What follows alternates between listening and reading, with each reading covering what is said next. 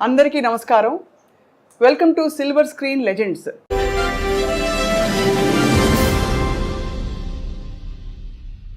ఇవాళ మాట్లాడబోయే లెజెండ్ ప్రతి భాషలో దాదాపు చాలా రకాల పాత్రల్లో విలన్గా, క్యారెక్టర్ ఆర్టిస్ట్గా, ఇంకా హాస్య నటుడిగా అందరినీ అలరించిన మహానుభావులు.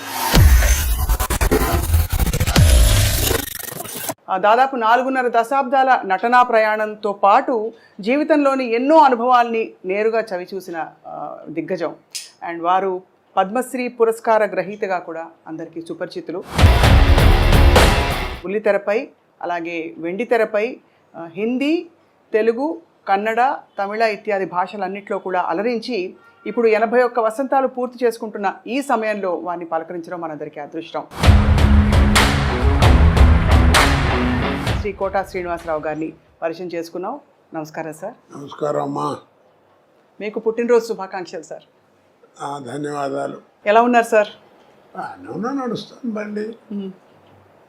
వృద్ధాప్యం అంటారు కదా, 80 దాడుతున్నాయి, 81 ఇప్పుడు. మరి ఏదో కాళ్ళు నొప్పులు, కళ్ళు నొప్పులు ఏదో అంటుండేవారు కదా, అంటాయి కదా, అది తప్పవు. మా నాన్నగారు డాక్టర్ గారు, ఆయన అదే కంకిపాడు. అయితే మా నాన్నగారి దగ్గరికి ఎవరన్నా వస్తే నీకు ఎన్నేళ్ళు రానేవాడు. 50, 60 వస్తుందండి అని నాయని చెప్పారు అనుకో, నీకు వైద్యం ఏ వైద్యం ఏ వ్యాధికైనా చేయొచ్చు, కానీ నువ్వు 2తో జాగ్రత్తగా ఉండరా అనేవాడు. ఏమిటరా అంటే, ఒకటి కళ్ళు, 2 కాళ్ళు. ఆ 2 జాగ్రత్తగా ఉంటే నీ పని నువ్వు చేసుకోవచ్చు అని, ఎవరి మీద ఆధారపడకుండా. అవును, అది అలాగా. మీ డైలాగ్ ఒకటి ఎప్పుడు వెంటాడుతుంటుంది సార్, జిస్కే పాస్ పవర్ హోతే హై ఉస్కా రైట్ బి రాంగ్ బి రైట్ హోతా హై. గుర్తుందా సార్ ఈ డైలాగ్? ఏ సినిమాలో? సర్కార్. అది అమితాబ్ బచ్చన్ గారు ఎలాంటి ఆర్టిస్టు, ఎంత గొప్పవాడో మీ అందరికీ తెలిసిన విషయం. నేను చెబితే ఎగతాళిగా కూడా ఉంటుంది. అలాంటి ఆయనతో యాక్ట్ చేయడం అనేది సహజంగా ఎవరికైనా అదృష్టమే. అయితే ఫస్ట్ డైలాగు రామ్ గోపాల్ వర్మ గారు ఆయన ముఖం మీద ముఖం పెట్టి డైలాగ్ చెప్పి క్లోజ్ పెట్టారు. సరే, నేను డైలాగ్ కడక్కని చెప్పించాను, సింగిల్ టేక్ ఓకే అయిపోయింది. రాముజీ అన్నాడు ఆయన, అమిత్జీ అంటూ వచ్చాడు. Perfect selection for this character sir. Are you from stage అన్నాడు నన్ను. అంటేను నేను acted for on the stage for 25 years sir. Yes, that potentiality I'm seeing you అనగానే వాళ్ళ అబ్బాయి కూడా అక్కడ ఉన్నాడు, ఏదో ఫోన్ మాడుతూ పక్కకి. అమిత్ అన్నాడు, అప్ప అని వచ్చాడు. Is mister Srinivasarao from Hyderabad. It is a great privilege to you to act with him అన్నాడు. అది నాకు అప్పుడే సర్టిఫికెట్లో అనిపించింది. అబ్బో, అవును, ఆయనతో మాట అనిపించుకోవడం మాటలు కాదు కదా. అలాగా ఒక ఇది. అలాగే రజనీకాంత్ గారి అందరూ మీ పాత్రల పరంపర ఎవ్వరూ భర్తీ చేయలేకపోయారు సార్. ఇప్పుడు అమితాబ్ బచ్చన్ గారి ప్రస్తావన కూడా ఎందుకు తీసుకొచ్చామంటే, ఈ మధ్య ఆయన కల్కి సినిమాలో చూసాం. అక్కడ కోట శ్రీనివాసరావు గారు ఉంటే బాగుండు అనిపించే విధంగా అంటే మీరు ఒక పాత్రలో ఉంటే బాగుండు అని అయితే అనిపించింది చాలామందికి. ఇప్పుడు ఇంకా యాక్టివ్గా యాక్ట్ చేస్తున్నారా సార్? చేయటం అంటే ఇప్పుడు నీళ్ళు ఎక్కువైనాయి, మధ్య ఫలితం పడిపోయిందమ్మా. టాలెంట్ ఎవరికి అక్కర్లా. ఇప్పుడు హీరో అప్పుడంటే ఆ రోజుల్లో టాలెంట్ ఉన్న వాళ్ళే తక్కువగా ఉండేవారు, జాగ్రత్త గట్టిగా పట్టుకుని వాళ్ళే స్థానం పట్టేవారు. ఇప్పుడు ఏమిటంటే హీరో అంటే 40 మంది 50 మంది ఉన్నారు, కమెడియన్స్ ఎంతమంది ఉన్నారో ఎవరికి తెలియదు. అలాగా ఎవరిని చెప్పలేకపోతున్నాం. ఒక పద్ధతి పాడు ఏం కనపట్లా.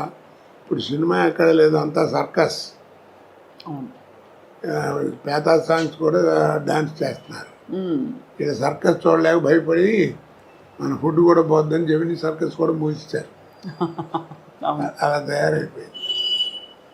ఆ క్వాలిటీ అవి పోయినాయి, ఆ కథలు పోయినాయి, అవన్నీ పోయినాయి. అప్పట్లో ఏమిటంటే సినిమా ప్రభావం మనుషుల మీద ఎక్కువ ఉండేది. ఇప్పుడు ఏంటంటే మనుషుల ప్రభావం సినిమా మీద వచ్చింది. అంటే ఏ విధంగా సార్? అంటే కొన్ని ఉదాహరణలు ఇవ్వగలుగుతారా? ఈ మధ్య సినిమాలు ఏమన్నా చూసారా మీరు? ఏవో టీవీలో వచ్చేవి. ఇప్పుడు నేను కనీసం నాతో 100-110 సినిమాలు చేయించుంటారు పొలిటికల్ క్యారెక్టర్లో. మరి ఏది కోట శ్రీనివాసరావు బోరు కొట్టాడని అనలా. అది ఎక్కడి నుంచి వచ్చింది అంత నాకు ఎక్కడి నుంచి వచ్చింది అబ్జర్వేషన్. ఇప్పుడు టీవీలో మాట్లాడటం బయట మాట్లాడటం చూస్తున్నాం కదా. ఆ రోజుల్లో అలా ఉండేది కాదు. ఆ రోజుల్లో కైకాల సత్యనారాయణ గారి దాకా వాళ్ళకి ఏంటంటే 5 రకాల సినిమాలే ఉండేవి. సాంఘికం, పౌరాణికం, జానపదం, చారిత్రాత్మకం, కౌబాయ్. 5 సినిమాలు. ఈ 5 సినిమాల్లోనే ఎవరు నటించినా నటన కూడా అలా ఫిక్స్డ్గా ఉండేది. సపోజ్ మహమ్మదీడు వేషం వేశారనుకోండి, మీకు ఇస్తే మాకు ఇస్తాం, మాకు పెడితే మీకు పెడతాం, అట్లా ఉండేది భాష. పొలిటికల్ లీడర్ చెప్పాలంటే సోదరి మనలారా అలా ఉండేది. పౌరాణిక అలాగా. ఇప్పుడు అలా కాదు కదా. అందుకని అప్పుడు యాక్టింగ్ కానీ ఇవి కానీ రిస్ట్రిక్టెడ్గా ఉండేవి. ఇప్పుడు ఆ రూల్స్ రెగ్యులేషన్స్ ఏం లేవు. ఇప్పుడు అన్నీ అందుకని అబ్జర్వేషన్. ఇప్పుడు బయట ఏ క్యారెక్టర్లు ఎక్కడ దొరుకుతాయని చూస్తుంటాం. మేనరిజమ్స్ అవును అలాగే ఆ తేడా బాగా వచ్చేసింది. తర్వాత ఇప్పుడు ఏంటంటే సినిమా తీసేవాడికే క్వాలిఫికేషన్ లేదు, డబ్బు ప్రాధాన్యం.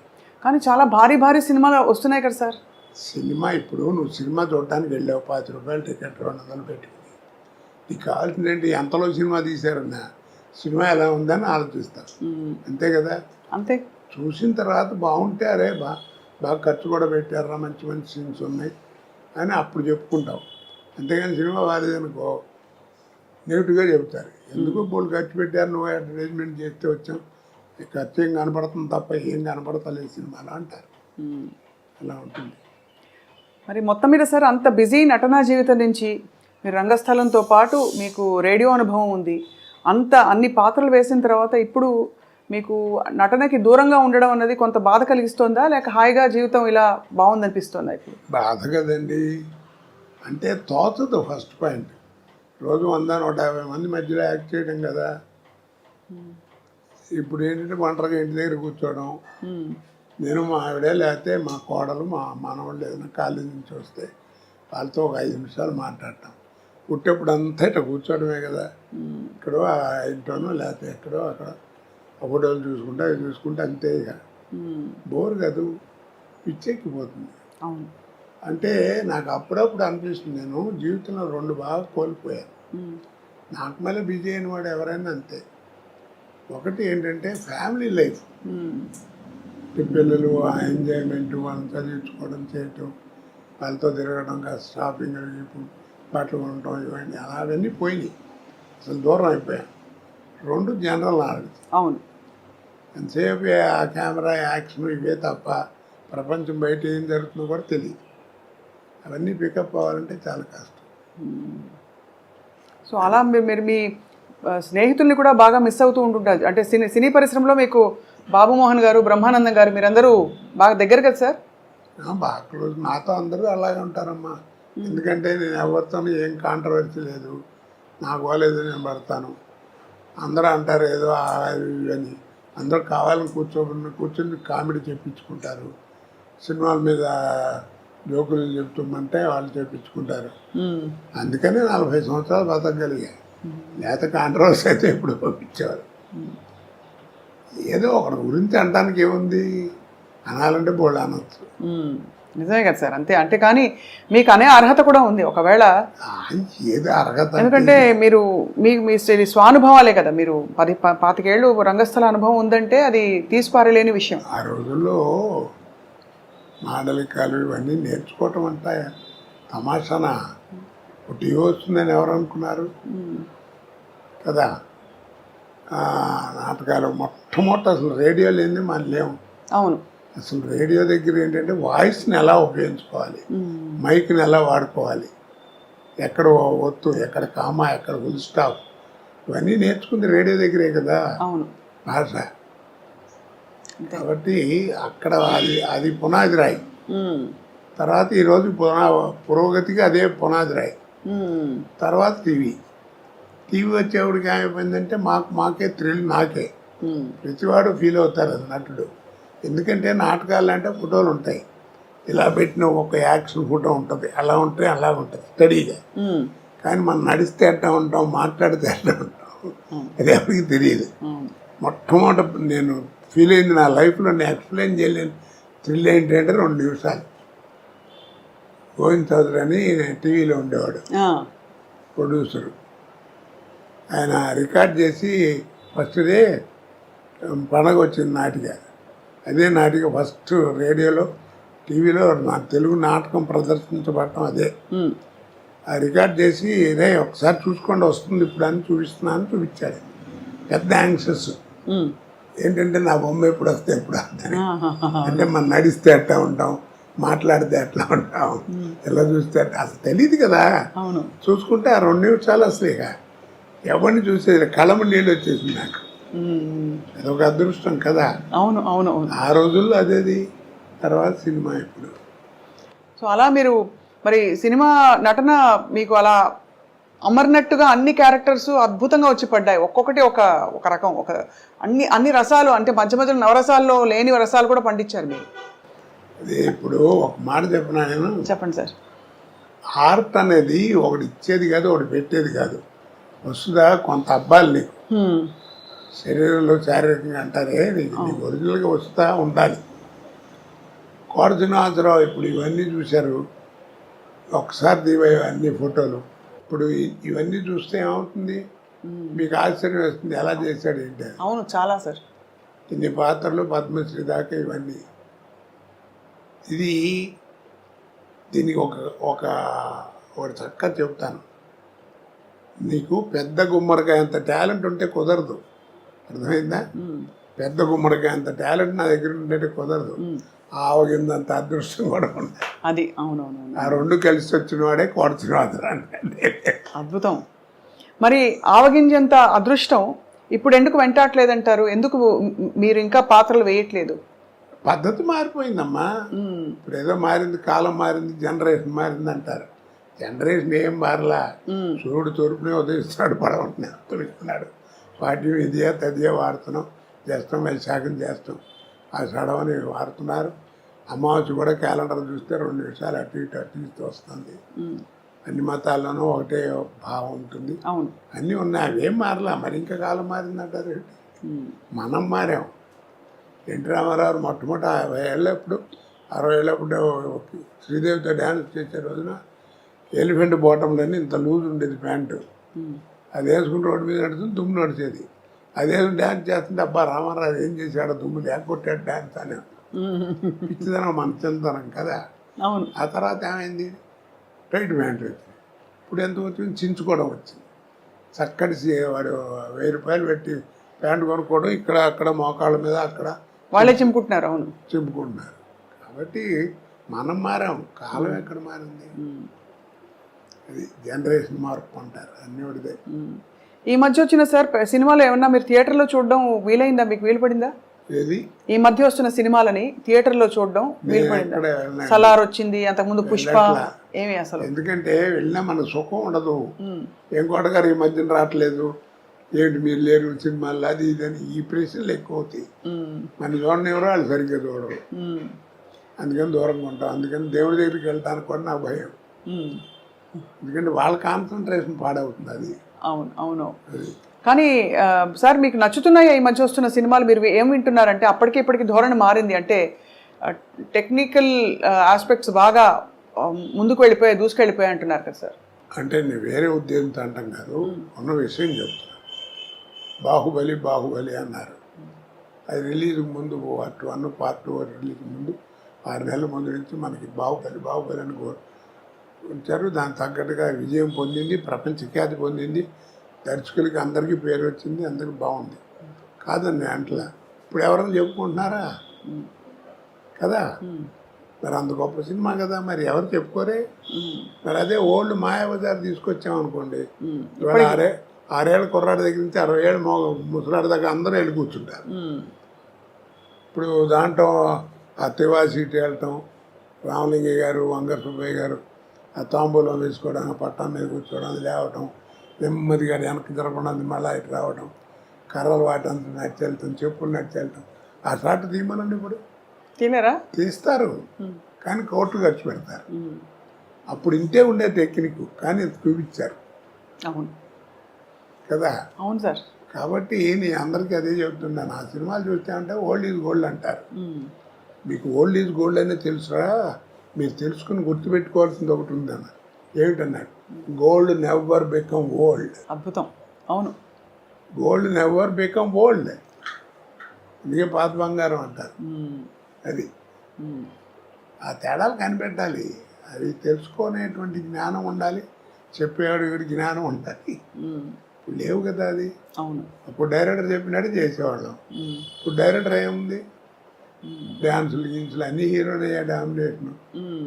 మరి క్వాలిటీ అది.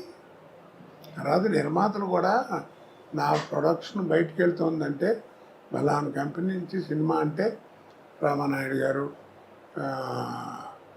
జగపతి రాజేంద్ర ప్రసాద్ గారు, వీళ్ళందరూ పెద్ద పిఏపి సుబ్బారావు గారు, కేవీ రెడ్డి గారు, ఈ సంస్థలు ఏమిటి, ఆ సంస్థల్లో సినిమా వస్తుందంటే ఒక స్టాండర్డ్ ఉందని లెక్క, ఒక పద్ధతిగా. నువ్వు కనిపెట్టారు లేదు, ఎవరు చెప్పరు ఈ విషయం.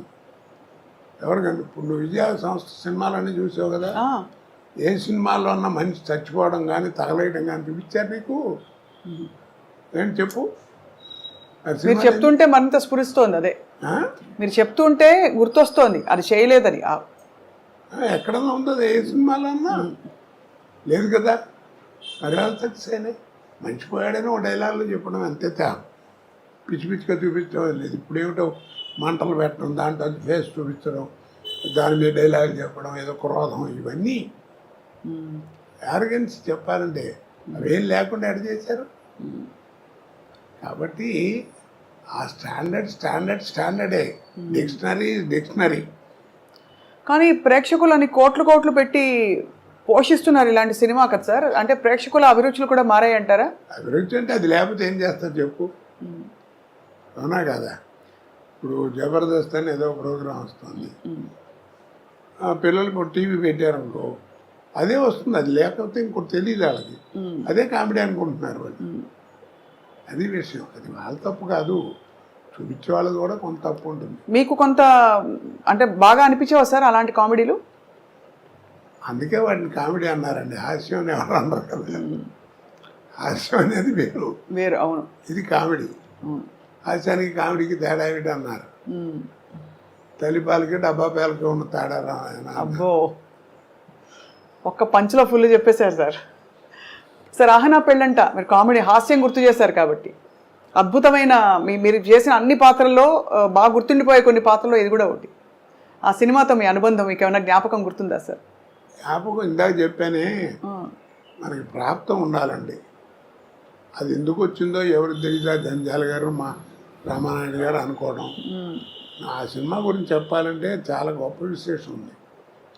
రోజు ఎయిర్పోర్ట్లో కూర్చుని ఉన్నా మెడ్రాస్ వెళ్ళటానికి, హైదరాబాద్ ఎయిర్పోర్ట్ లేదా ఫ్లైట్ ఏదో ఒక అరగంట లేట్ ఏదంటే కూర్చుని ఉన్నా. రామానాయుడు గారు వచ్చారు, ఈలోపు వచ్చేప్పటికి ఆయన చూసి నమస్కారం సార్ అన్నాను. కోట సరైన టైంకి కనబడరా, రైట్ రా కూర్చో అన్నాడు. ఏంటి సార్ అన్నా, నేను ఏదైనా సినిమా గురించి వేసలేదే అనుకుంటూనే ఉన్నా. కోట ఏం లేదు, జంజాల నేను 20 రోజుల నుంచి మదన పడుతున్నాం, పోటాడుకుంటున్నాం. ఓ సినిమా ఇప్పుడే ఫైనలైజ్ అయింది, ఆ వేషం బాగుంటే సినిమా బాగుంటుంది, లేదా సినిమా అట్రవలేకపోతుంది, అంత గొప్ప వేషం. అది నేను రావు గోపాలరావుతో వేయించాలని అనుకున్నాను. జంజాల గారు వద్దన్నాడు. ఏమిటనంటే చివరికి నేను కన్విన్స్ అయ్యాను. ఎందుకు వద్దన్నావు, కరెక్ట్గా చెప్పని చెప్పాను, ఇందాక మధ్యాహ్నం చెప్పాడు అన్నాడు. ఏంటన్నాడు, గోపాలరావు నువ్వు ఎంత అగ్లీగా తయారు చేసినా ఆయన మొహం రిచ్గానే కనపడద్దండి, ఆ కలరు అది ఆ వ్యవహారం, అది చూడంగా నికృష్లా కనపడే ఫేస్ కావాలి, అది ఆయనతో కాదు, నా మాట వినండి, నేను కోటతో ఇస్తాను అన్నాడు. అయ్యో, ఆ ఫేస్లో ఆ వాల్యూ ఉండాలి, అది నటుడి యొక్క లక్షణం, అది కనపడాలి అని అన్నాడు. కన్విన్స్ అయ్యాను.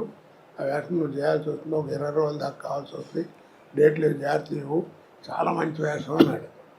అలాగే అన్నాను, వేషం చేశాను, అయిపోయింది. మీకు తెలిసేంత అఖండమైన విజయం. ఓపెనింగ్ ఫ్లోర్ ఇక్కడ రామానాయుడు గారు స్టూడియోలో ఫ్లోర్ ఓపెనింగ్. ఆ ఫ్లోర్ ఓపెనింగ్కి నేదురుమిల్లి జనార్దన్ రెడ్డి గారు అప్పుడు చీఫ్ మినిస్టర్ ఓపెనింగ్ వచ్చాడు. రిబ్బన్ కత్తిరించబోతుంటే నాయుడు గారు ఒక్క నిమిషం ఆగించారని కోటాకు ఉన్నాడు వెలుండే అన్నాడు. ఏంటి నన్ను పిలిచినాడు, నేను వెళ్ళి ఉంచున్నాను. వీడి సినిమాలు చూస్తుంటారు, వీడి తంతు ఉంటాడు, ఇంకోడు ఉన్నాడే వాడు, వీళ్ళిద్దరు కామెడీ భలే ఉంటుందని సరదాగా మాట్లాడాడు. సరే ఈ లోపల టైం మొత్తం పోతుంది, ముహూర్తం కట్ చేశారు, అయిపోయింది. నేను అన్నాను, ఏంటి సార్ అక్కడే ఉన్నారు మినిస్టర్ గారు చీఫ్, ఏంటి సార్ నన్ను పిలిచారు అన్నాడు. మర్చిపోయానని చెప్పడం, ఈ ఫ్లోర్ వీడిదేనండి అన్నాడు నాయుడు గారు. అదేమిటి అన్నాడు. ఏం లేదండి 32 లక్షల్లో సినిమా తీశాను, ఈ సినిమా అహనా పెళ్ళి అంట, మీరు నమ్మరు, ఆ 32 లక్షలు కాకుండా 1,80,00,000 నాకు కలెక్ట్ చేసింది ఆ సినిమా అన్నాడు.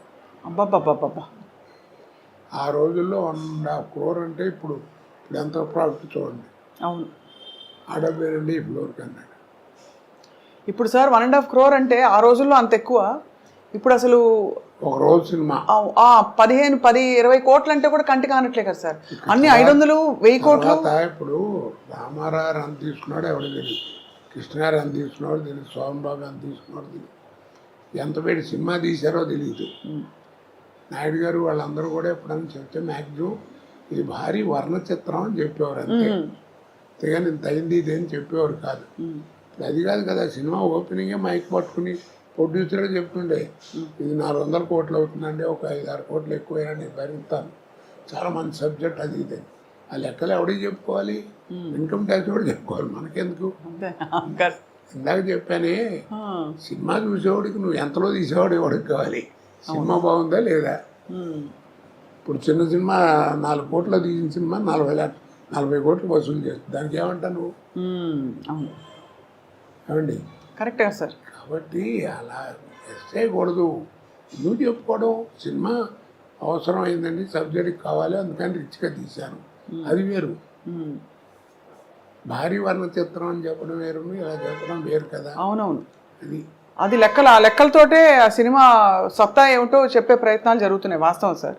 సార్ మీరు ప్రాణం ఖరీదు నుంచి మొదలుపెట్టిన తర్వాత మీకు వచ్చే ఒక్కొక్క పాత్ర వాటంతట అవే వచ్చిన పాత్రల అంటే ఎందుకంటే రకరకాల పాత్రలు వేశారు కాబట్టి ఈ పాత్రకి మీరు బాగుంటారు అని మీరు మళ్ళీ అక్కడి నుంచి క్యారెక్టర్ రోల్స్లోకి వెళ్ళడం, మధ్యలో తర్వాత హాస్య నటుడుగా, విలన్గా అన్నీ పండించారు కదా సార్. ఇప్పుడు ఫోటోలు కనబడుతున్నాయి కదా. అవును సార్. వీటిలో ఏ క్యారెక్టర్ మీరు నమ్మరండి, నాకు ఓ రోజు ముందు పిలిచి చెప్పింది లేదు. ఆ రోజు వెళ్ళటం ఒక అరగంట కూర్చోబెట్టి ఆయన క్యారెక్టర్ చెప్పడం, కోటగారు మీరు అనుకుంటాం, మీరు కూడా ఏమన్నా ఆలోచన ఉంటే చూపెట్టండి, బాగుంటే పెట్టేద్దాం అంటాం, పెట్టడం చేయటం అంతే. మీరు నమ్మరు ఆ మాట. ఆ టైం కూడా లేదండి. కాకపోతే నన్ను కన్సల్ట్ చేసిన 4-5 వేషాలు ఉన్నాయి. అవేంటంటే ఆ బట్టలా చేయటం న్యాచురల్గా ఉండాలి. అవును, గంజాల గారి సినిమాలో వాటిలో విగ్గులు యాక్సెప్ట్ చేసేవారు కదా, వాళ్ళు 4 సినిమాలు చేస్తున్నాం, నీకు విజ్ఞానం అనేది ఎక్కడుంది ఏంటి చూసుకుని ఆ టైం చూసుకుని సేవ్ చేసి కరెక్ట్గా పెట్టేవారు, అంతే తప్ప నాకు మిగిలింది ఏమన్నా అన్నీ అక్కడికక్కడ ఆన్ ద స్పాట్. అంటే ఒక రోజులో సార్ మీరు బిజియెస్ట్ టైంలో ఎన్ని గంటల ఎన్ని కాల్ షీట్స్ ఉండేవి? నేను మ్యాక్సిమం 4 చేశానమ్మా. 4 సినిమాలు 3 స్టేట్లో పనిచేశాను ఒకరోజు. ఒక్క రోజులో కన్నడ, పొద్దున హైదరాబాదు, మధ్యాహ్నం తమిళ్, ఈవినింగ్ బెంగళూరు. పెళ్లి చేసి మళ్ళీ మార్నింగ్ వచ్చి హైదరాబాద్ ఎయిర్పోర్ట్లో స్నానం చేసి మళ్ళీ షూటింగ్ వచ్చాను. మద్రాసులో ఉన్నాను. ఇప్పుడు ఇంత సెక్యూరిటీ లేదుగా అప్పుడు. అవును, కానీ చాలా ఎంత విస్తారమైన కెరియర్ సార్ మీది. మీకు బాగా ఇష్టంగా మీరు పనిచేసిన దర్శకులు ఎవరు సార్? నేనే కాదండి, ఒక విషయం చెప్తాను, అందరికీ చెప్తాను ఆర్టిస్టులకి, విసుక్కోకుండా ఎప్పుడు కూడా ఇప్పటిదాకా షూటింగ్ చేస్తే మళ్ళీ రమ్మంటున్నాడు ఇంకో దానికి, అట్లా విసుక్కోకండి. ఏ అంటారు ఏం లేదు, ఆర్టిస్ట్కి ఒక టైం అంటూ వస్తుంది, నీకు ఆ టైం వచ్చిందంటే నీకు టైం ఉండదు, అంతే. గొప్ప మాట సార్ అది. ఆ టైం వచ్చిందంటే టైం ఉండదని, టైం ఉండదు నీకు, అంతే. అంటే బాగా వెలుగుతున్నట్టు. ఇక అదంతే, ఇక నీకు టైం ఉండదు, నీకు భోజనానికి కూడా టైం ఉండదు. కానీ తర్వాత వెనక్కి కాబట్టి ఆ టైంలో జాగ్రత్తగా ఉండాలి మనం. అది ఆరోగ్యం అన్ని రకాలుగా. ముందు ఫస్ట్ బిహేవియర్, ఆహార వ్యవహారాల్లో, మాట భాషలో, అవతల వాళ్ళతో మాట్లాడటం, ఇవన్నీ జాగ్రత్తగా ఉండాలి. ఉంటే లాంగ్ లివిటీ ఉంటుంది. లేకపోతే ఎట్ట అవుతుంది అట్ట అయిపోతుంది. ఎంతమంది చూసాం మన మహానుభావులు, సీనియర్స్ కదా. అవును సార్. ఆస్తులు పోగొట్టుకుని చివరికి అడుక్కునే పరిస్థితికి వచ్చారు. వాళ్ళకి ఏం కర్మ చెప్పండి. అదే బిహేవియర్. మన ఆ కాస్త మనకి మంచి టైం వస్తుంది. టైం వచ్చినప్పుడు టైం ఉండదు. ఆ టైంలోనే మనం జాగ్రత్తగా ఉండాలి. ఏ రకంగానో ఏదో భగవంతుడు నాకు నా పెళ్ళాం పెళ్ళి వాళ్ళ అదృష్టం బాగుండి అలాంటివి ఏం జరగలేదు, ఏదో వెళ్ళిపోతాను అంతే. ఆ మధ్య చాలా బాధేసింది సార్. మీరు ఒక వీడియో పెట్టవలసిన పరిస్థితి వచ్చింది. మీడియాలో మీకు ఏదో అయిందనే వచ్చే వార్త రావడం. ఇప్పుడు నేనేం సిగ్గుపడినా. ఇప్పుడు నువ్వు వచ్చావు, ఏం చెప్పాను? పిక్కలు కాస్త నొప్పిగా ఉన్నాయమ్మా, కట్టారు డాక్టర్ ఇది కాసేపు కష్టం, అందుకని కాస్త నడవటం అది కష్టం అని చెప్పాను. తప్పే ఉంది దాంట్లో. వాడెవడో కొడుకున్నాసో చచ్చిపోయాడని పెట్టాడు ఒకసారి. నేను పిలిచి కేకలేసాను, తప్పయ్య అది. మీ నాన్నకి రా 75 ఏళ్ళు వస్తే కాళ్ళు నొప్పి కళ్ళు నొప్పి ఏదో ఒకటి వస్తాయి కదా, అలాగే నాకు కూడా వచ్చింది. నేను మంచినే కదా, నన్ను దానికి పెద్ద టీవీలో వీడు చెప్పాల్సిన కర్మ ఏంటి నీకు? తప్పు కదా. దాని మీద రూపాయలు సంపాదిస్తావా? కేకలేసాను నేను. పాపం సుశీల్ గారు పోయిందన్నారు, ఒకసారి జానక్ గారు పోయిందన్నారు. ఆవిడ పాపం అమెరికాలోనే ఎక్కడ ఉంది అప్పుడు సుశీల్ గారు. ఆవిడ అక్కడి నుంచి ఇంటర్వ్యూ, నేను బాగానే ఉన్నాను, నా మీద అట్ట పెట్టకండి. ఎదుగో అక్కడ ఫోటోలు ఉంటాయి ఆవిడతో. జానక్ గారు ఫోటో లోపల ఎక్కడ ఉండాలి, అది కెమెరా ఫోటో తీయించలేదు నేను బయట. ఇంటికి వచ్చారు, ఇల్లు భోజనాలు చేశారు. చాలా అందరూ వస్తుంటారు నా ఇంటికి. ఇప్పుడు వస్తారా సార్ బాబుమోహన్ గారు, బ్రహ్మానందం గారు? ఎందుకంటే బాబుమోహన్ గారు మీరు కాంబినేషన్ అదిరిపోయింది అందరికీ. అదొక కాంబినేషన్ అండి. అది ఇండస్ట్రీలో ఎవరికి పెద్దగా రాదు. అది అలా గోపాలరావు, రావు గోపాలరావు, రామలింగయ్య గారు అంటే వాళ్ళ వేషాలు పెక్యులర్గా ఉండేవి. అవును. మా ఇదేంటంటే ఒక స్టాండర్డ్ కామెడీ, స్టాండర్డ్ ఇక అంతే. ఇక ఆడిదంతా వీడు పడతాడు, ఆడిదంతా ఇస్తున్నా. ప్రతి సినిమాలు తెలిసి కూడా నవ్వేవారు. తర్వాత బాబుమోహన్ మంచి టైమింగ్ ఉన్న ఆర్టిస్ట్. సినిమాలు చూస్తే వాడి తన్నులు చూస్తే అసలు అట్ట కాలు తగిలే అరగదు, అట్ట టచ్ అవడం అంటే పడిపోయాడు. మంచి టైమింగ్ ఉన్నాడు. ఎందుకంటే డాన్స్ అది వచ్చు అతనికి, అదొక అది ప్రాప్తం. అది సార్ మీరు అన్నట్టు రంగస్థల అనుభవం, రేడియో అనుభవం, అది వాయిస్ మాడ్యులేషన్, హావభావాలు, బాడీ లాంగ్వేజ్ కొంతవరకు. కానీ డాన్స్, పౌరాణిక పద్యాలు ఇవన్నీ కూడా నేర్చుకున్నారా సార్ మీరు? నేను పౌరాణిక పద్యాలు నేర్చుకోలేదమ్మా. పౌరాణిక చిన్న నాటకాలు పెద్దగా వేయలేను. వేసాను. అప్పుడు పద్యాలు ఎలా మీకు? దాంట్లో పద్యాలు పెట్టలేదు, పెద్దగా పెట్టలేదు. ఓకే, అలా అలా పెద్దగా కాదు, పద్యం పెట్టుకున్నాను ఎంతసేపు ఇలాగే. దులిపాల్ గారు దుర్యోధను అద్భుతంగా ఉంటుంది. అమ్మాయి సభ చేస్తుంది. ఆయన పాట పద్యం ఉండదు దాంట్లో. ఒక పద్యం చదివేవాడు, కౌరవ పాండవులు వెలుపెను కాలం చేరువయ్యి అని కృష్ణుడు. అది కూడా మామూలుగా చదివేవాడు. మీరు శాసనసభ్యులుగా ఒక టర్మ్ చేశారు. రాజకీయాల నుంచి అప్పుడు తర్వాత మీరు దూరం అయ్యారా, లేక అవసరం లేదు ఇంకా చాలించుకున్నారా? నేనే చాలు, అనవసరం ఇట్టాను దాంట్లో. నచ్చలేదా సార్ రాజకీయ జీవితం? బాగాలేదనిపించిందా? నచ్చలేదమ్మా, నాకు సూట్ కాలేదనిపించింది. ఎందుకంటే మీరు రాజకీయపరమైన వేషాలు చాలా వేశారు. ఒక టైంలో మీకు కొంచెం గొడవలు కూడా అయ్యాయి ఆ మండలాధీశుడు సినిమా తర్వాత. సో మరి రాజకీయాలు మీకు అసలు ఆ వాతావరణం నచ్చలేదంటారు. అయితే ఎందుకు నచ్చలేదు సార్? అంటే చాలామంది అదొక అవకాశంగా, అదృష్టంగా కూడా భావిస్తారు కదా. అంటే నేను పనిచేసినప్పుడు పాలిటిక్స్ అండి, ఇప్పుడు పాలిట్రిక్స్. ఆ ట్రిక్కులు నాకు రావు, మరి ఎందుకని దూరంగా ఉన్నా. అవును. కానీ అదే సార్ అనిపిస్తుంది, అంటే అంత గొప్ప జీవితం, గొప్ప అవకాశాలు మీకు వచ్చిన తర్వాత ఇప్పుడు మీరు టైం అంతా మీరు కుటుంబం నుంచి దూరంగా ఉన్నాను, కష్టపడి పనిచేస్తాననే ఫీలింగ్లో ఉన్నారు కదా సార్, బాధ. సో ఇప్పుడు మీకు మీ దేవుడు ప్రత్యక్షం మీకు ఏం కావాలని అడిగితే ఏం కోరుకుంటారు సార్? మీ ఇంకేమైనా? నేను ఎప్పుడు మనసులో ఉండే కోరిక ఒకటేనండి, నేను చచ్చేదాకా నటించాలి, చచ్చిన తర్వాత నటుడిగా బతకాలి, అది నా కోరిక. అది సార్, అంటే ఇవాళ చాలా అద్భుతమైన మంచి సందర్భం, మీ పుట్టినరోజు సందర్భంగా మాట్లాడుతున్నాం కాబట్టి మీరు ఎప్పుడూ చిరంజీవిగా మీ పాత్రల ద్వారా ఉండిపోతారు సార్ మనసుల్లో అదే ఎప్పటికీ. అలాంటి పాత్ర రావాలని నా ఉద్దేశం. అలాంటి పాత్ర అంటే ఎలా ఉంటుందో, ఎందుకంటే మీరు రాజకీయాలు, కామెడీ, ఏ టైంకి ఏ పాత్ర వస్తే అప్పుడు చెప్పలేం కదండి. అవును, కరెక్ట్.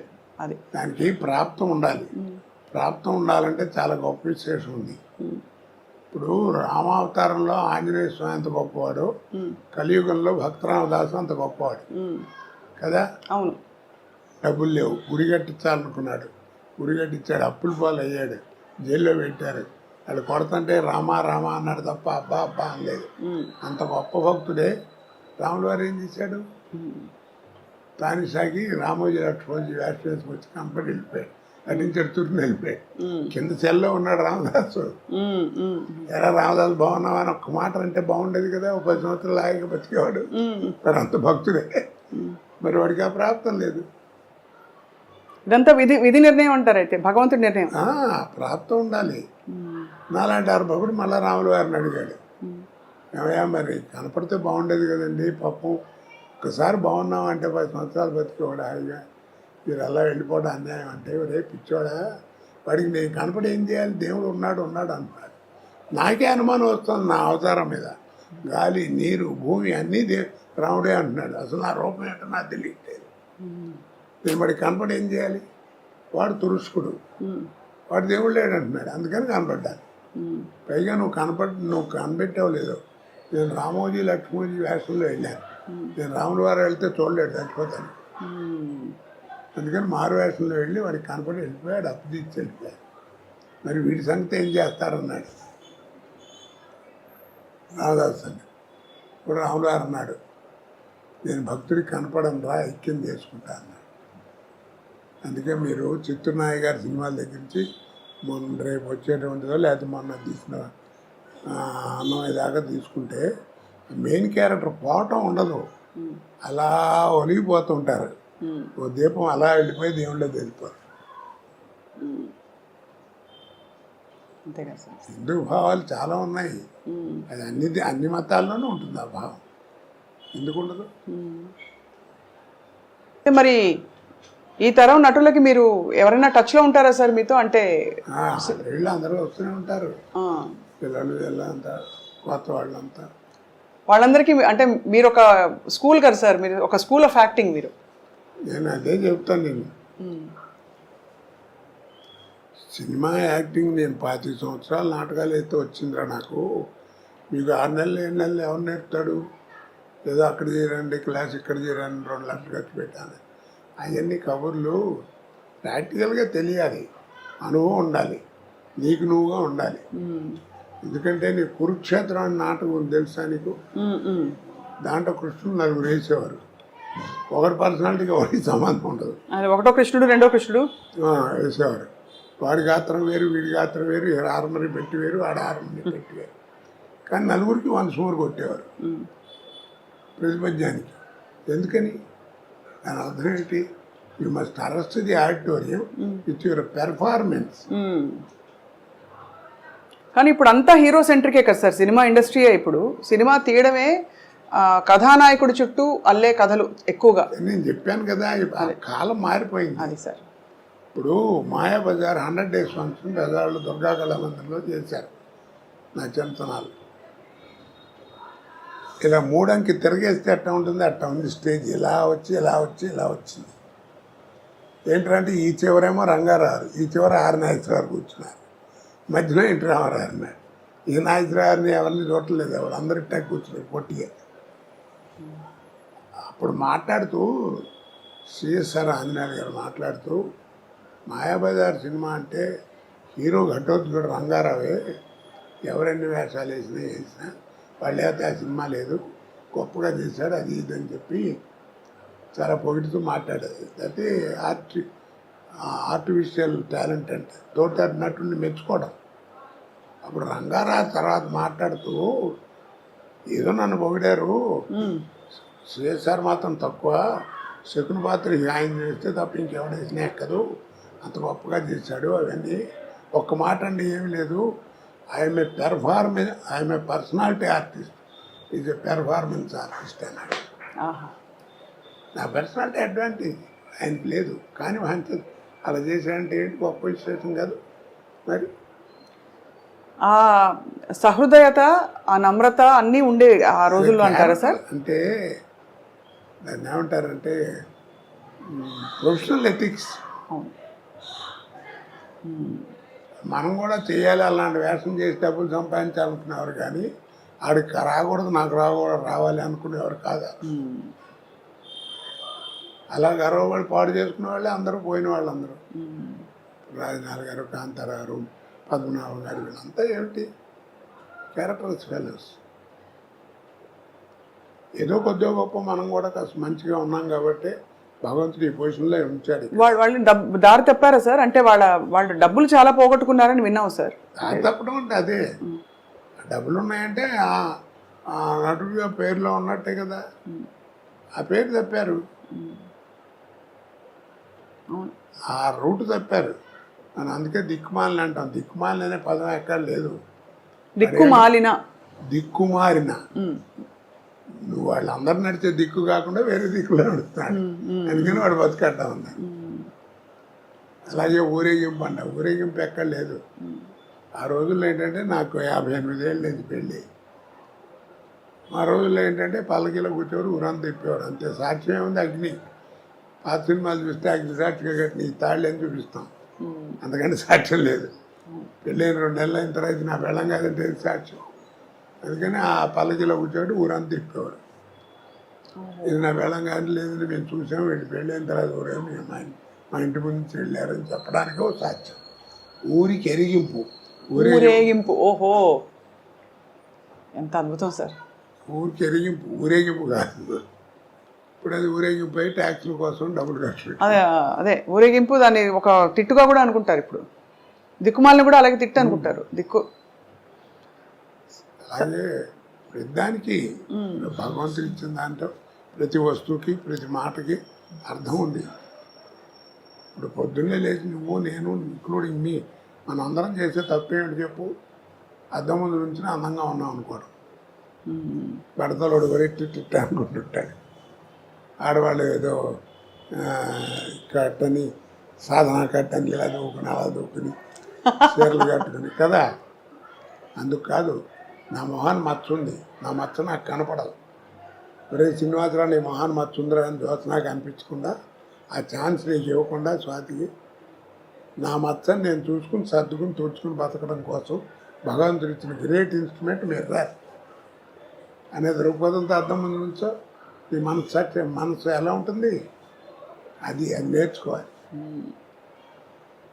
మీరు చాలా నిర్దిష్టమైన అభిప్రాయాలు కలిగి ఉండి సార్, ఎక్కడ అంటే కేవలం లౌక్యంతో మాత్రం కాకుండా మీరు నమ్మినది ఇదే కరెక్ట్ అని అంటూ కూడా ఇన్ని సంవత్సరాలు సినిమా ఇండస్ట్రీలో, ఒక పరిశ్రమలో, అంటే అక్కడ మానవ సంబంధాలే ప్రధానమైన పరిశ్రమలో, ఇప్పుడు నమ్మకం ఉందండి, మన జీవితం మన ఎదురుకుండా కనపడుతుంది. అది నేనేం బయటి విషయాలు చెప్పట్లేదే, నేను రామాయణం భారతం గురించి చెప్పట్లా. ఒక రోజున ఒక అతను మామూలుగా మాట్లాడుతూ, నాతో కొలీగ్ లేవు, పనిచేసినవాడు, ఒక రోజు ఏదో మాట్లాడుతూ జీవితం అంటే టెన్షన్గా ఉందన్నాడు. జీవితం అంటూ టెన్షన్ ఎందుకురా, ఫైనాన్స్ ఏమన్నా తెచ్చి అదేం లేదు, టెన్షన్ వస్తాను తక్క, పిల్లలందరూ ఉద్యోగాలు చేసుకున్నారు, నాకేం లేదు, ఏమిటో నాకు తెలియదురా, జీవితం అంటే టెన్షన్గా ఉంటుంది అన్నాడు. జీవితం అంటే ఇంకా టెన్షన్ ఎందుకురా, ఆ పదంలోనే అర్థం ఉంది కదా అన్నాను. అదేమిటి అన్నాడు, రాయి తెలుస్తుంది అన్న. రాశాడు జీవితం అని, చివరికి ఏముందన్న, 0 ఉందన్నాడు. అదేరా జీవితం, పిచ్చి ఉంటాను. ప్రతి పదంలోనే అర్థం దాంట్లోనే ఉంటుంది కదా. 0 ఉంటుంది చివరికి, అంతే. పెద్దలు పోతే, పుణ్యాత్తులు పోతే పూర్ణం అంటారు, నాలంటే అర్భవుడు పోతే శూన్యం అంటారు, అంతే తేడా. కాబట్టి దేవుడు ఉన్నాడు లేడు అంటారు. నారా తాతారావు గారిని పేరు విన్నావా ఎప్పుడన్నా? నారా తాతారావు విన్నాను సార్. పద్మభూషణ్ ఇచ్చారు. ఆయన పెద్ద గ్రేట్ ఇంజనీర్. అవును అవును. ఆయన పేరుతో ఇప్పుడు మనకి బెజవాడ వెళ్తుంటే ఇబ్రహీంపట్నం దగ్గర, రింగ్ రోడ్ దగ్గర నారా తాతారావు థర్మల్ స్టేషన్ అని ఉంటుంది. అంత పెద్ద గౌరవం ఉన్నవాడు, విద్వత్తు ఉన్న ఆయన. రామారావు టైంలో ఎలక్ట్రిసిటీ బోర్డు చైర్మన్ కూడా చేశాడు. ఆయన ఎందుకు ఇచ్చారు మరి నీకు ఇంత బిరుదు అని అడిగామనుకో ఏమంటారు, నేను కరెంట్ క్రియేట్ చేశానంటాడు. కరెంట్ క్రియేట్ చేశాను. కరెంట్ లేకపోతే ప్రపంచం లేదు ఇవాళ, తెలుసు కదా నీకు. అవును. మరి ఆయన దగ్గరికి వెళ్ళి కరెంట్ క్రియేట్ చేశారని కదా నీకు ఇంత ఇచ్చారు, మరి నీ పిల్లలు లేరంట కదా అన్నాం అనుకో, ఎవరు చెప్పాడు రైడు మా పెద్దబాయ్ అంటాడు.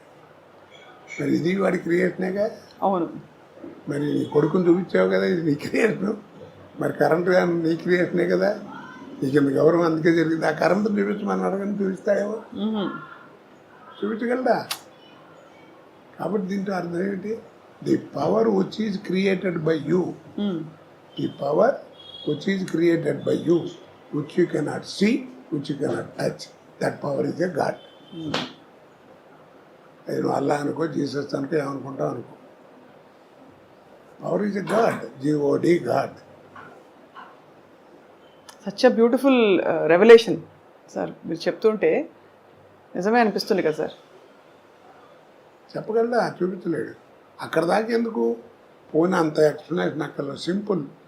Without X there is no mathematics. అవునా? ఎక్స్ లేదే మ్యాథమెటిక్స్ లేదు. అవును. వాట్ ఈజ్ ఎక్స్ చెప్పండి, వాట్ ఈజ్ ఎక్స్? మనం ఏదిస్తే అదే. ఎక్స్ బదులు వై పెట్టు, వాట్ ఈజ్ వై? నువ్వే క్రియేట్ చేస్తావు దాని గురించి చెప్పలేవు. The power which is created by you, which you cannot see and touch, that power is a god. వాడే భగవంతుడు.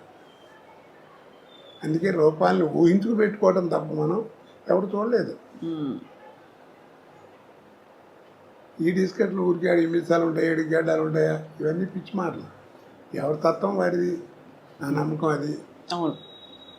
నేను దేవుడి ధ్యానం చేసుకునేటప్పుడు నేను జయమాలితో జ్యోతిలక్ష్మితో బోలు సినిమాలు చేశాను. నాకు వాళ్ళు జ్ఞాపకం రాకుండా మనసులోకి అందుకని ఏదో ఒక విగ్రహం పెట్టుకుని దేవుడు అనుకుని కాన్సన్ట్రేషన్ కోసం పెట్టుకుంటున్నాను. అంతేగాని నాకు నేను చూశాను వాళ్ళతో తిరిగాను కాదు దేవుడితో. ఎట్లా మర్చిపోతాం? నేను ఇండస్ట్రీకి వెళ్ళినప్పుడు కొత్తలో ఆయన శత్రు డైరెక్టర్ సత్యమూర్తి గారు, ఆయన డైరెక్టర్, ఒక సారాగొట్టు ఆపరేటర్ వేషం నాది. అది ఓపెనింగ్కి డ్యాన్స్ గురించి పాట పెట్టాడు.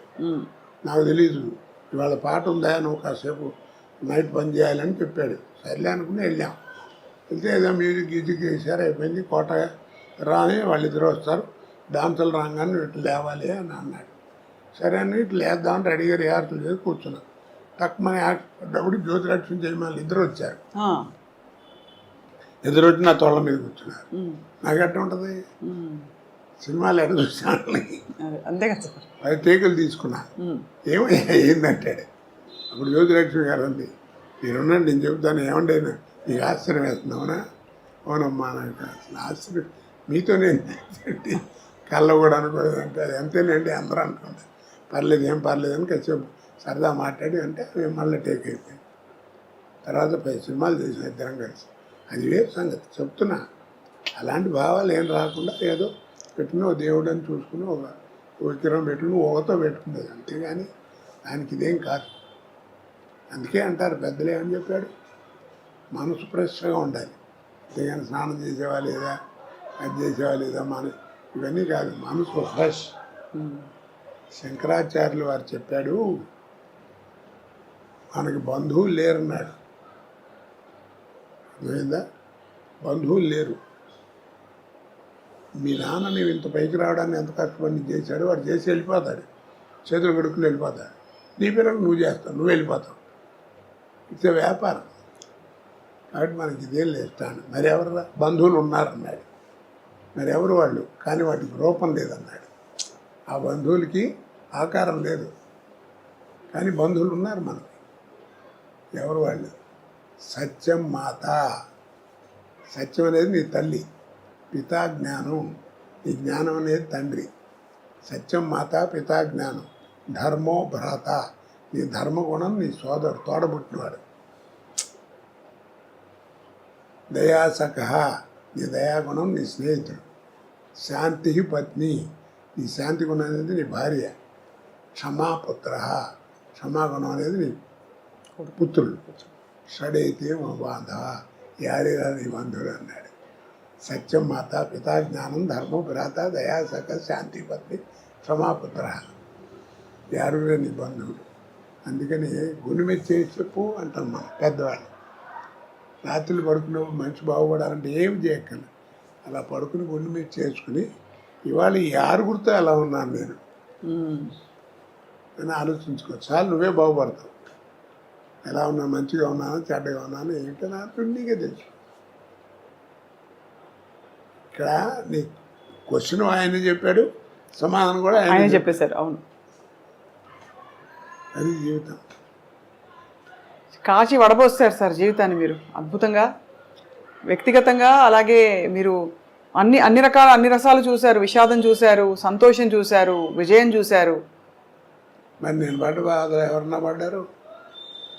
నీకు తెలుసు కదా అన్ని. అవును సార్. మరి నా కీర్తి ప్రదేశంలో అంత గొప్పగా ఇచ్చాడు, బాధలు అలా ఇచ్చాడు. నా అదృష్టం ఏంటంటే ఈ రెండింటిని తట్టుకునే గుండె ఇచ్చాడు. వాటి ఇచ్చే తాగిపోతే ఎప్పుడో నాశనం అయిపోయాడు. మంచి జీవితాన్ని ఇచ్చాడు. ఎంత మంచి జీవితం చూడు, వెటక్కలు వచ్చేది. ఇంకా ఏదో ఎవరినో వస్తే రూపాయి సాయం చేసే పరిస్థితి ఉన్నారు. అలాంటి జీవితం ఎంతమంది నాయన బలాన్ని పీరియడ్ కొంచెం బాగాలేదు జాగ్రత్త అని చెప్తుంది అంతే. అంతేగాని ఈ క్షణం బాగుండదు, ఇది బాగుండదు, ఇది బాగుండదు అని ఎవడు చెప్పలేడు. కాస్త జాగ్రత్తగా ఆ పీరియడ్లో ఉండటం కోసం నీకు గైడెన్స్. కానీ అసలు జీవితం అది కాదు. నీ లైఫ్ స్పాన్ ఎవరు చెప్పలేరు. అవును. ఎందుకంటే నువ్వు తల్లి కడుపులోంచి బయటపడి భూమి మీద పడంగానే కేర్ మనం అరుస్తాం కదా, ఏడుస్తాం. అవును. ఇక్కడ కేర్ మనగానే పైన బేరం అనే డేట్ ఫిక్స్డ్. కేర్ మంటే పైన బేరం అనే డేట్ ఫిక్స్డ్. ఇక దాన్ని మార్చేదే లేదు.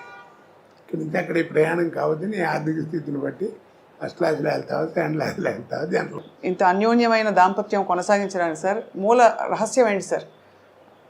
ఇది ఇంతే జీవితం ఎవరికాలు చదువుకోవడం అండి. ఆ పాట మీరు మళ్ళీ పాడతారా సార్? ఎవరైనా వచ్చి మీకు చెప్తే భద్రం బీ కేర్ఫుల్ బ్రదరు.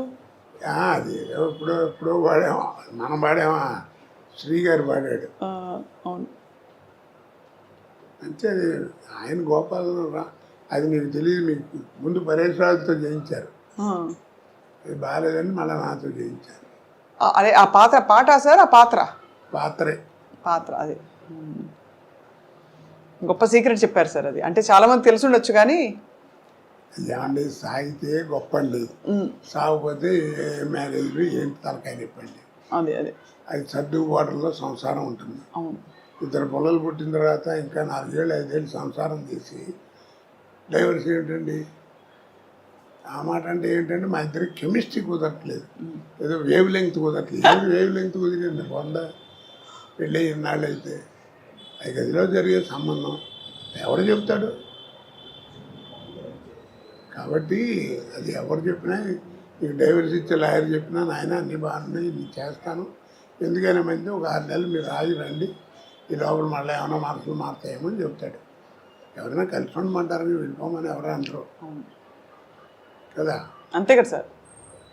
ట్యూబ్లోంచి బయటకు వచ్చిన పేస్ట్ని మళ్ళీ ట్యూబ్లోకి పంపించాలనుకోరు, అలాగేనా? పంపగలవా? ట్రై చేసి చేతికి అంటుస్తామని పంపలేవు. అలాగే గడప దాటి వెళ్ళిన సంసారాన్ని కూడా ఎవరైనా లోపలికి తీసుకురాలేడు. అది వాళ్ళిద్దరి మధ్యలో ఉంది. అదే అంతే కదా సార్. నేను అందుకే సంసారం ఉన్నాడు. అమెరికాలో ఒకసారి వెళ్ళినప్పుడు సంసారపక్షంగా ఉంటే బాగుంటుంది అన్న. ఒక ఆవిడ పెద్ద కోపం వచ్చి సంసారపక్షం అని 3 సార్లు అన్నారు. ఇప్పటికీ సంసారపక్షం అంటే ఏమిటంటే అని అడిగింది. ఎన్నాళ్ళు అయిందమ్మా నువ్వు వచ్చాను? 28 సంవత్సరాలు అయిందన్నాడు. అంది. సరే బాగానే ఉంది. పెళ్ళి ఎన్ని ఏళ్ళు అయిందన్నాడు? 30 ఏళ్ళు అయింది. ఈ 30 ఏళ్ళలో మీ అమ్మ నాన్న ఎప్పుడన్నా గదిలో కూర్చుని తలుపేసుకుని లోపల కూర్చుంటాం నువ్వు చూసావా అన్నా. నేను చూడలేదు. అదే సంసారం అంటే అన్న. ఏం చెబుతాను దానికి అర్థం? మరి ఆ జ్ఞానం ఉండాలి, అడగకూడదని. అలా తయారైంది. ఇప్పుడు యువతంతా ఎందుకు పాడవుతుంది? 2 నోట్ చేసుకున్నాం. మీ మాస్టర్ చెప్పినా, మా మాస్టర్ చెప్పినా, వాళ్ళ మాస్టర్ చెప్పినా, ఎవరు చెప్పినా రోడ్డుకి వెడం పక్కనే నడవమన్నారు. కుడిపక్క గురించి వాళ్ళ నోటమ్మడి రాలేదు. ఇప్పటికీ రోడ్డు మీద పోలీసు వాడు కూడా కీప్ లెఫ్ట్ అంటాడు. అది రైట్ అని మాట రాదు. కుడిపక్క నడవటం కనుక నేర్చుకుంటే, ఎడం పక్క నడవటం నేర్చుకుంటే కుడిపక్క నడిస్తే ఏంటి అనేది నీకే తెలుసు. ఇది చేయడు సాధన. కీప్ లెఫ్ట్ అంటే అందరూ ఆయన మా చిన్న తండ్రి విన్నా అనుకోండి, కరెక్టే అనుకోండి గురుగారు, ఇప్పుడు కుడి పక్కన ఏమవుతుంది అంటాడు, లేకపోతే ఏరే చోట మొహం బాగా కొడతాడు. కాబట్టి దీన్ని బట్టి అర్థం నీకేంది, సాధన తక్కువ వాదన ఎక్కువ. సాధన తక్కువ వాదన ఎక్కువ. అర్థం రెండు మనకి విజ్ఞానం పెరగాలి, విజ్ఞానం పెరగాలి. మనకి టీవీలు వస్తున్నాయి, ఫోన్లు వస్తున్నాయి, సెల్ ఫోన్లు వస్తున్నాయి, ఇంకా రకరకాల విజ్ఞానం పెరుగుతుంది. కానీ మనకి జ్ఞానం పోగొట్టుకుంటున్నాం. అమ్మ అని పిలవాలనే జ్ఞానం పోయింది. అది తప్పు కదా. మాతృభాష అన్నారు, అరం వాడికి అరం, తెలుగు వాడికి తెలుగు, తమిళ వాడికి తెలుగు. వాళ్ళ మాతృభాష ఎవరిది వాళ్ళది, తల్లితో సమానం అన్నారు. తల్లి పదం ఎంత గొప్పది, మనకి తెలియకుండానే ఎవరిని నేర్పకుండానే. మనకేదైనా అనుకోకుండా దెబ్బతలితే అమ్మ అంటాం, ఎందుకంటాం కదా. అమ్మ ఎంత గొప్పది. తండ్రి ఒక ఏజ్ వచ్చిన తర్వాత వాడు నేర్పేది జ్ఞానం, తల్లి అట్ట కాదు.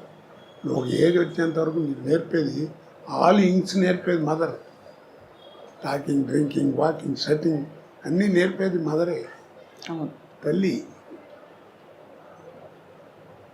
బిడ్డ ఎదుగుదలకి మాతృస్థన్యం ఎంత అవసరమో, బిడ్డ ఎదుగుదలకి మాతృస్థన్యం ఎంత అవసరమో, బిడ్డ మానసిక వికాసానికి మాతృభాష అంత అవసరం. ఇవన్నీ తెలుసుకోవాలి. ఎవరు చెప్తాడు వాళ్ళ కుర్రాడు, చెప్పేవాళ్ళు లేడు, వినేవాడు అంతకంటే లేడు. అసలు ఎన్ని విషయాలు సార్ మీరు అసలు అలవోకగా మీరు ఎన్ని సందర్భాల్లో ఇలాంటివి చెప్పారో తెలియదు, కానీ మీకు మీ భాష కానీ మీ ఆలోచన కానీ సార్ నిజంగా ధన్యులం అవుతున్నాం అందరం. అది కూడా మంచి కామెడీతో చెప్తున్నారు, అందరికీ అర్థమయ్యేలాగా. దీన్ని చదవాలంటే రామాయణ భారతాలు చదవక్కర్లా. నీ జీవితాన్ని వాడు ఏం మారట్లేదని తప్పేస్తున్నాడు కుర్రాడు అంటే వదిలేవయా, వాడి జీవితం వాడి నేర్పుతున్నాడు అంటారు పెద్దవాడు కదా. అడే నేర్చుకుంటాడు ఏమైనా పోతే. అవసరం మనిషిని అంత పని ఏం చేస్తుంది. సార్ చివరిగా ఒక మాట, మీరు బ్యాంకులో పనిచేశారు కాబట్టి ఈ తరం వాళ్ళకి డబ్బులు ఆదా చేయడం ఎలాగా అనవసరం ఖర్చులు మానేయడం బెటర్, సింపుల్. దాచుకోవాలా డబ్బులు? అంటే చైనా వెళ్ళినప్పుడు అప్పుడు చైనా అంటే మనకంటే జనాభా ఎక్కువ, పూర్ కంట్రీ ఉంది కదా. అక్కడికి వెళ్తే పెద్ద స్వర్గంలా ఉంది. నాకు అనుమానం వచ్చి అక్కడ అడిగితే అక్కడ ఫైనాన్షియల్ కంట్రోల్ అంటే మన ఫైనాన్స్ మినిస్టర్, మేము విన్నది ఇలా అండి, ఇంత మార్పు వచ్చింది, స్వర్గంలా ఉంది, what is the secret behind it అని బోర్డు మీద ఒక సెంటెన్స్ రాశారు. No secret, we live according to our earnings అన్నాడు. డ్రైవర్ ఎలా ఉండాలి, డ్రైవర్ వాడే అలా ఉండాలి. అంతేగాని మా ఓనర్ అబ్బాయి వాళ్ళ అబ్బాయి టీవీ చూస్తున్నాడు నేను కూడా కొనాలంటాడు అని లోన్లు పెట్టడం, ఇన్స్టాల్మెంట్లు కొంటాం, చేసుకుంటే ఎవరు నువ్వే నష్టపోతావు. చాలా గొప్ప మాట సార్, ఇది చాలా అవసరం ఈ తరానికి, అందుకే అంత సూటిగా అడిగాను sir. We live according to our earnings. నా సంపాదన బట్టి నేను బతుకుతాను. టాలీవుడ్లో తెలుగు చిత్ర పరిశ్రమలో ఈ డ్రగ్స్ బాగా ఇప్పుడు వ్యాపించి కేసులు అవుతున్నాయి కదా సార్. ఏం డ్రగ్స్ ఏముంది, నువ్వు చేసుకున్నదే దాన్ని. అందుకే మాదక ద్రవ్యాలు అన్నారు. ఆ రోజుల్లో కూడా ఉంది, వ్యభిచారం ఉందా సార్? ఆ రోజుల్లో ఏమో మా చింతనంలో ఏదో ఒక గ్రామం, ఒక విలేజ్, దానికి ఒక పద్ధతి, ఒక ఇది ఉండేది.